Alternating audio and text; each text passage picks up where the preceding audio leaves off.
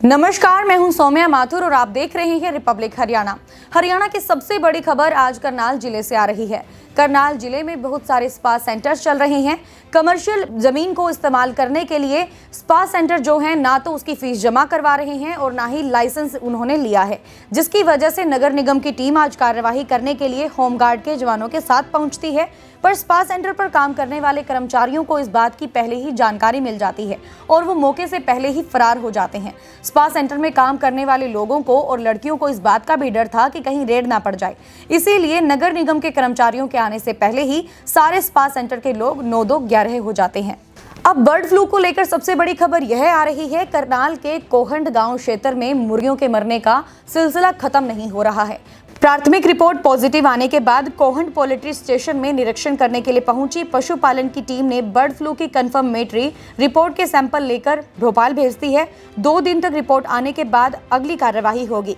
जिला उपायुक्त निशांत कुमार यादव ने कहा कि रिपोर्ट आने के बाद ही कंफर्म तौर पर कहा जा सकेगा कि बर्ड फ्लू के मामले हैं या नहीं। एहतियात के तौर पर प्रशासन ने 1 किलोमीटर तक के सभी पोल्ट्री फार्म को सील कर दिया है।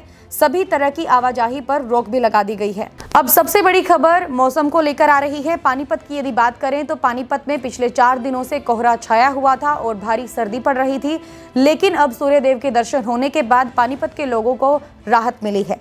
कोहरा बहुत कम रहा, बादल भी छटे, सुबह धूप ने सर्दी से राहत दी, बर्फीली हवाओं का सितम भी कम रहा, जिस कारण अधिकतम तापमान 2 और न्यूनतम तापमान 1 डिग्री सेल्सियस की बढ़ोतरी हुई।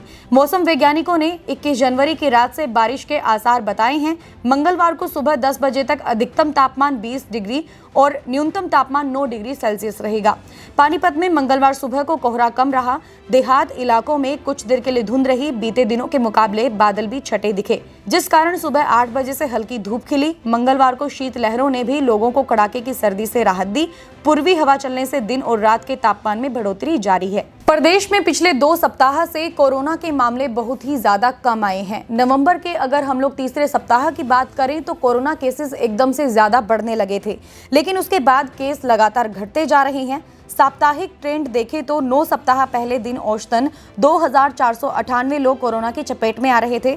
अब पिछले 1 सप्ताह में यह आंकड़ा 193 ही रहा। इसी प्रकार पहले हर दिन औसतन 24 मौतें हो रही थी, लेकिन अब औसतन 5 मौतें ही हो रही हैं। प्रधानमंत्री फसल बीमा योजना की तर्ज पर अब हरियाणा में मुख्यमंत्री बागवानी बीमा योजना की शुरुआत होगी। उद्यान विभाग की ओर से इसका पूरा खाका तैयार कर लिया गया है और जल्द ही मुख्यमंत्री मनोहर लाल इसकी शुरुआत करेंगे। खास बात यह भी है कि योजना के लिए प्रारंभिक पूंजी के रूप में 10 करोड़ रुपए की व्यवस्था की जाएगी। प्रधानमंत्री फसल बीमा योजना के तहत बागवानी फसलों को कवर किया जाता है, लेकिन प्रति एकड़ आश्वस्त राशि का 5% तक प्रीमियम जमा करवाना पड़ता है। मुख्यमंत्री बागवानी बीमा योजना के तहत यह राशि 2.5% तक रहेगी। इससे प्रदेश के किसानों को इस योजना में शामिल होने के लिए कम राशि जमा करवानी पड़ेगी।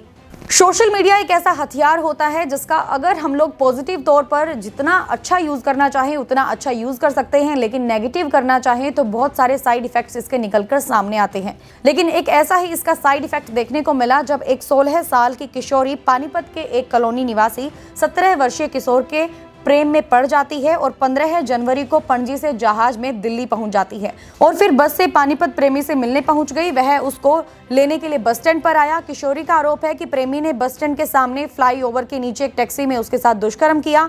इसके बाद वह किशोरी के घर चली गई। लड़के की मां ने गोवा में किशोरी के परिजनों को फोन कर इसकी सूचना दी। इस पर गोवा पुलिस रविवार को पानीपत पहुंच गई और किशोरी का मेडिकल कराने के बाद आरोपी नाबालिग किशोर को हिरासत में ले लिया। पुलिस के मुताबिक गोवा की रहने वाली 11वीं कक्षा की छात्रा की दोस्ती पानीपत के एक कॉलोनी के किशोर के साथ फेसबुक पर हुई थी। 1.5 साल से दोनों के बीच प्रेम प्रसंग चल रहा था। शुक्रवार सुबह किशोरी ने अपने घर से पैसे निकाले और गोवा से फ्लाइट लेकर दिल्ली में पहुंच गई। फ्लाइट में बैठने से पहले किशोरी ने इसके बारे में अपने प्रेमी को बता दिया था। अब सबसे बड़ी खबर प्रदेश की रेल परियोजनाओं को लेकर आ रही है, जिसके चलते हरियाणा के मुख्यमंत्री मनोहर लाल ने रेल मंत्री पीयूष गोयल से मुलाकात की। मुख्यमंत्री ने जिन रेल परियोजनाओं पर काम चल रहा है उन पर और अन्य लंबित परियोजनाओं पर चर्चा की है। कुल 6 परियोजनाओं पर रेल मंत्री से चर्चा हुई है, जिसमें पंचकुला रेलवे स्टेशन का चंडीगढ़ के रेलवे स्टेशन की तर्ज पर विकास होगा।